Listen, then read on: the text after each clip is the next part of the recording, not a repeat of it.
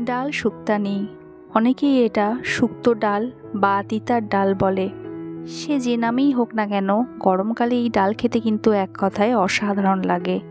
আর যেহেতু এটা সম্পূর্ণ নিরামিষ ডাল, তাই আপনি যে কোনো নিরামিষ দিনে কিন্তু এই ডাল খেতে পারবেন।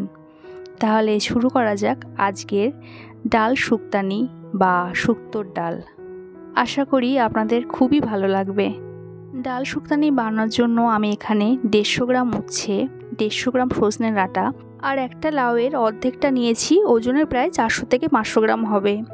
উচ্ছেগুলো এরকম চাকা চাকা করে বা গোল গোল করে কেটে নিয়েছি, আর লাউগুলো একটু বড় সাইজ করে কেটে নিয়েছি। 150 গ্রাম মতন মুগ ডাল নিয়েছি, সোনা মুগ ডাল নিয়েছি, তবে মুগ ডালের বদলে আপনারা ছোলার ডাল বা মটর ডালও ব্যবহার করতে পারেন। ডালটা ভালো করে বেছে নিয়েছি। সবার প্রথমে একটা কড়াইয়ে 1 টেবিল চামচ পাঁচফোড়ন দিয়ে দেবো এবং শুকনো খোলায় পাঁচফোড়নটা ভেজে নেব। খুব একটা বেশি কিন্তু ভাজবো না, কড়া করে মিডিয়াম ফ্লেমে 1 মিনিট মতন একটু নাড়াচাড়া করেই কিন্তু তুলে নেব। আর এটা ঠান্ডা করে গুঁড়ো করে ঢাকা দিয়ে রেখে দেবো।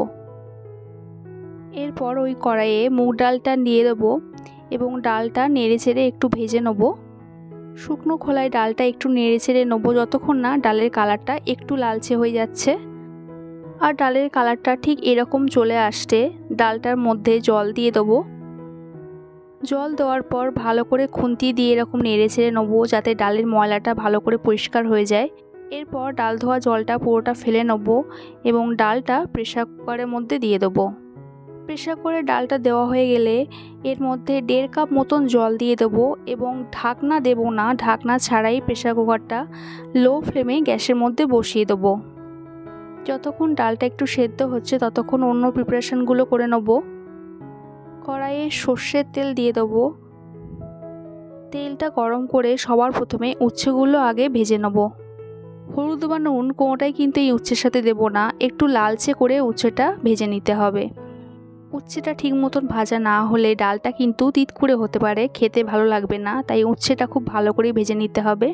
উচ্ছেটা ভালো করে ভাজা হয়ে গেলে ডাঁটাগুলো এর মধ্যে দিয়ে দেবো। ডাঁটা আর উচ্ছেটাও ভালো করে ভেজে নিতে হবে। যে প্রসেসে আজকে আমি ডালটা করছি চেষ্টা করবেন সেই রকমই স্টেপ বাই স্টেপ প্রসেসেই ডালটা করতে। ডালটা খেতে কিন্তু সত্যি খুব সুস্বাদু হয়। এরপর ওই তেলে লাউটা একটু ভেজে নেব। খুব একটা বেশি লাউটা কিন্তু ভাজবো না, 1 থেকে 1.5 মিনিট মতন একটু নাড়াচাড়া করে তুলে নেব। এতে লাউয়ের যে একটা জলসা ভাব থাকে না, সেটা থাকবে না, খেতে সুস্বাদু লাগবে। আর লাউ রান্না করলে যে জলটা বেরোয় সেটাও কিন্তু পরিমাণটা অনেক কম হবে। অপরদিকে ডালটাও কিন্তু সিদ্ধ হয়ে গেছে। এই ডালের মধ্যে 2টো তেজপাতা ছিঁড়ে দিলাম আর সঙ্গে ভাজা লাউটাও দিয়ে দিলাম। ভালো করে সব কিছু একবার নেড়ে চেড়ে নেবো। এরপর এখানে 1 চামচ হলুদ গুঁড়ো আর স্বাদ মতো নুন দিয়ে দেবো। জল কিন্তু আর দেবো না, যেহেতু লাউ থেকে একটা জল ছাড়ে। সব কিছু ভালো করে মেশানোর পর প্রেসার কুকারের ঢাকনাটা লাগিয়ে নেবো এবং একটা সিটি দেবো হাই ফ্লেমে।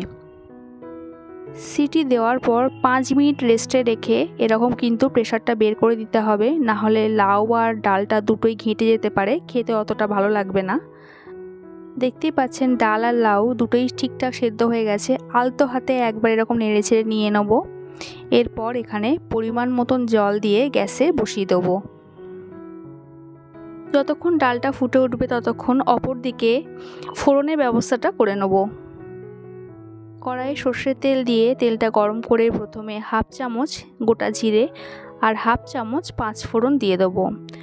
সঙ্গে 2টো শুকনো লঙ্কা দিয়ে দেবো। ফোড়ন থেকে সুন্দর গন্ধ বেরোলে গ্যাসের ফ্লেমটা লো করে একটু আদা এখানে গ্রেট করে দিয়ে দেবো। আপনারা চাইলে এখানে আদা বাটাও দিতে পারেন, সেক্ষেত্রে 1 চামচ আদা বাটা দিয়ে দেবেন। আদাটা দেওয়ার পর কয়েক সেকেন্ড একটু নেড়ে চেড়ে নেবো। খুব একটা বেশি কিন্তু লালচে করে ভাজবো না, তাহলে আদার যে একটা ফ্লেভার থাকে সেটা পাওয়া যাবে না। এরপর এখানে ডালটা ঢেলে দেবো।